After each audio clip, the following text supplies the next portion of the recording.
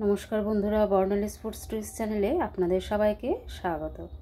आज के आमी फ्रुट्स केक बानिয়েছি बा प्लाम केक बानिয়েছি। किभाबे बानिয়েছি सेटाई आपनादेर साथे शेयर करब। एटा किन्तु एगलेस एबं ओभेने आमी बानाइনি, आमी ग्यासेই बानिয়েছি।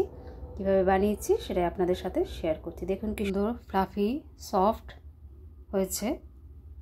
खूब सहजेই किन्तु बाड़ीते बानानो যায়। ताहले चलुन शुरू करी। আমার কাছে কেক টিন ছিল, তাই কেক টিনটা আমি গ্রিজ করে নিচ্ছি। 2 থেকে 3 ড্রপ একটু তেল দিয়ে দিয়েছি, সাদা তেল। ভালো করে ব্রাশ করে নেওয়ার পর 1 টেবিল চামচের একটু মতো ময়দা দিয়ে দিলাম। ময়দাটা ভালো করে কেক টিনটার গায়ে ছড়িয়ে নেব। যেটুকু এক্সট্রা ময়দা থাকবে সেটা ফেলে দেব। পুরোটাই ভালোভাবে লাগিয়ে নিতে হবে। रेसिपिटा भालो लागले अवश्य लाइक कमेंट शेयर करबेन। आमार चैनल नतून बंधु होले चैनलटिके सबस्क्राइब करे पाशे थाकार जोन्नो अनुरोध करछि। एखाने आमि 3/4 कप प्लस 2 टेबिल चामच आमि सुगार नियेछि।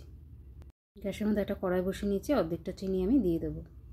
অর্ধেকটা চিনি ক্যারামেলাইজ করে নেব, বাকিটা একটা সাইডে রেখে দেব।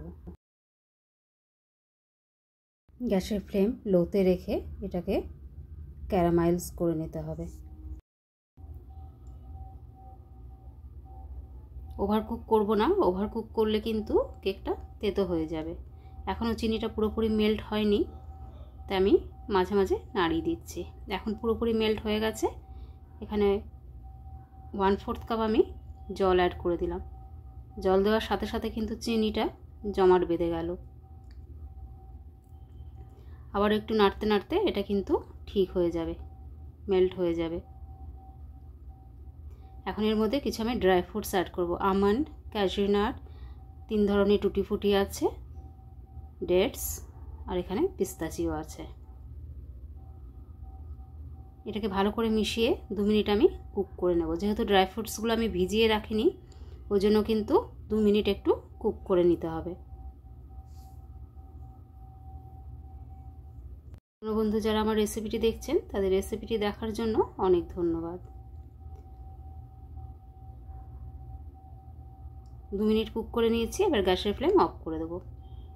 যে অর্ধেক চিনিটা আমি রেখে দিয়েছিলাম সেটা একটা গ্রাইন্ডারে নিয়ে নিলাম। 1 ইঞ্চি দারচিনি, 2টো এলাচ, 2টো লবঙ্গ আর একটু শুকনো আদা আমি দিয়ে দিলাম। ওটা শুকনো গ্রাইন্ড আমি করে নেব। আর এই একটা লেবুর থেকে আমি লেবুর রস বার করে নিলাম। লেবুর জুসটা এখানে দিয়ে দিলাম। আর 2 টেবিল চামচ আমি সাদা তেল দিয়ে দিলাম। ভালো করে মিশিয়ে নেব। এখানে 3 থেকে 4 ড্রপ আমি ভ্যানিলা এসেন্স দিয়ে দিলাম। যেহেতু কেক বানাচ্ছি ওই জন্য ভ্যানিলা এসেন্স কিন্তু দিতেই হবে।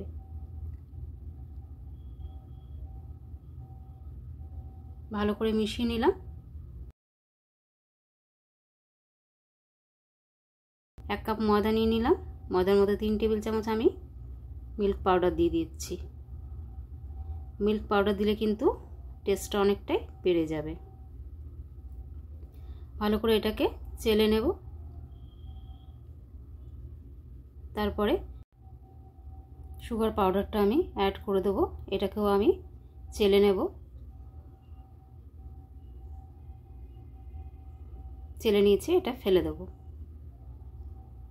এখন গ্যাসের মধ্যে একটা কড়াই বসিয়ে নিয়েছি। কড়াইটাকে আমি প্রিহিট করে নেব। আর এদিকে ব্যাটার আমি বানিয়ে নেব।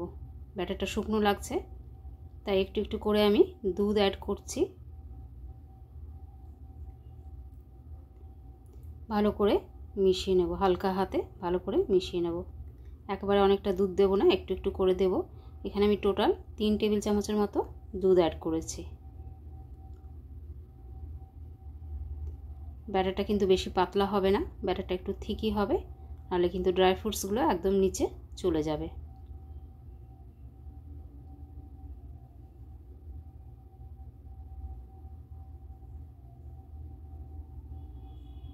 এইভাবে হালকা হাতে ব্যাটারটা বানিয়ে নিতে হবে। এখন এর মধ্যে 1/2 টিস্পুন আমি বেকিং পাউডার, 1/4 টিস্পুন এখানে আমি বেকিং সোডা আর 1/2 টিস্পুন এখানে আমি ভিনিগার অ্যাড করলাম। বেকিং পাউডার আর বেকিং সোডাটাকে অ্যাক্টিভেট করার জন্য আবারও হালকা হাতে মিশিয়ে নেব। ওভার মিক্সিং হবে না, তাহলে কিন্তু কেকটা ভালো হবে না।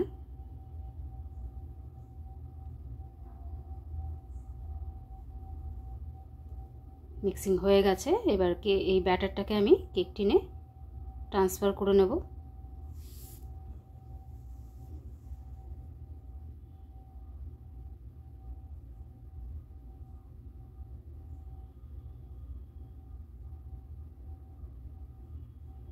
ট্রান্সফার করে নিচ্ছি, একটু ট্যাপ ট্যাপ করে নেব। আর উপর থেকে আমি কিছু ড্রাই ফ্রুটস সাজিয়ে দেবো। এটা কিন্তু দেখতে ভালো লাগবে কেকটা বেক হয়ে যাওয়ার পর। ফ্রুটস কেক যেহেতু, ওই জন্য যত বেশি নাটস ইউজ করা যায় ততই ভালো। এবার এটাকে আমি গ্যাসের মধ্যে কড়াইয়ের ভেতর দিয়ে দিলাম, ঢাকা দিয়ে দিলাম। আর ঢাকার মধ্যে যে ফুটোটা আছে ওটাতে একটা লং দিয়ে দিলাম। গ্যাসের ফ্লেম লোতে রেখে এটা হতে দেবো। কেকটা অনেকটা ফুলে গেছে, 25 থেকে 30 মিনিট কিন্তু হতে দিতে হবে। এবার এটা ডিপেন্ড করবে আপনার কড়াইয়ের থিকনেস, গ্যাসের আঁচের ওপর একটু এদিক ওদিক হতে পারে। ফাইনালি চেক এভাবেই করতে হবে, একটা ছুরি টুকি দেখতে হবে। ছুরিটা যদি পরিষ্কার আসে তাহলে কিন্তু কেকটা বেক হয়ে যাবে। কেকটা বেক হয়ে গেছে। ঠান্ডা হওয়ার পর এভাবে চারপাশটা একটা ছুরি দিয়ে আমি একটু কেটে নিচ্ছি, যাতে কেকটা বার করতে সুবিধা হয়। কেকটাকে বার করে নিচ্ছি। দেখুন কি সুন্দর পরিষ্কার হয়েছে, এবং ড্রাই ফ্রুটসগুলোও কিন্তু ঝরে যায়নি, একদম ঠিকঠাক আছে। এবার এটাকে আমি কেটে দেখিয়ে দিচ্ছি। একদম সফট এবং স্পঞ্জি হয়েছে। এভাবে অবশ্যই একবার বানিয়ে দেখবেন, ঘরেই কিন্তু সুন্দরভাবে তৈরি করে যায়। দেখুন কি সুন্দর স্পঞ্জি হয়েছে, একদম ফ্লাফি হয়েছে। সবাই ভালো থাকবেন, দেখা হচ্ছে পরের ভিডিওতে।